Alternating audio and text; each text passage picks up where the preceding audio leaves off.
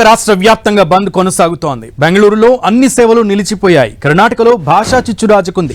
మరోసారి మరాఠా వర్సెస్ కన్నడ వివాదం తెర మీదకు వచ్చింది.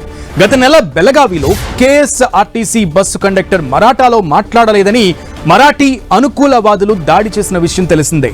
ఈ ఘటనతో కన్నడ సంఘాలు తీవ్ర ఆగ్రహం వ్యక్తం చేశాయి. దాడిని నిరసిస్తూ ఇవాళ రాష్ట్ర వ్యాప్త బంద్కు పిలుపునిచ్చాయి. ఉదయం నుంచి సాయంత్రం 6 గంటల దాకా రాష్ట్రం మొత్తం స్తంభింపజేస్తామని కన్నడ సంఘాలు తెలిపాయి. కన్నడ భాషను కాపాడుకోవాలని, దీనికి అన్ని రాష్ట్రాల్లోని అన్ని ప్రాంతాలు సహకరించాలని కోరుతున్నాయి. ఇక కన్నడ సంఘాల నిరసనకు కేఎస్ఆర్టీసీతో పాటు బెంగళూరు మెట్రోపాలిటన్ ట్రాన్స్పోర్ట్ కార్పొరేషన్ కూడా సంపూర్ణ మద్దతును ప్రకటించాయి. అటు Uber, Ola, auto rickshaw, cab యూనియన్లు కూడా మద్దతు తెలిపాయి. దీంతో రవాణా సేవలు పూర్తిగా నిలిచిపోయే అవకాశాలు కనిపిస్తున్నాయి. ప్రస్తుతం కర్ణాటకలో ఎగ్జామ్స్ జరుగుతున్నాయి. ఇలాంటి టైంలో తమకు ఇబ్బందులు తలెత్తుతాయని అటు విద్యార్థులకు కూడా ఆందోళన వ్యక్తం చేస్తున్నారు. ఇప్పుడు భాషా వివాదాలు చాలా రాష్ట్రాల్లో జరుగుతున్నాయి. తమిళనాడు ఇప్పటికే హిందీని వ్యతిరేకిస్తూ పెద్ద ఉద్యమమే చేస్తోంది.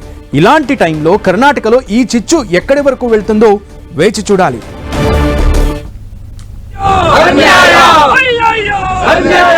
ರೈತರಿಗೆ ಸರ್ಕಾರಕ್ಕೆ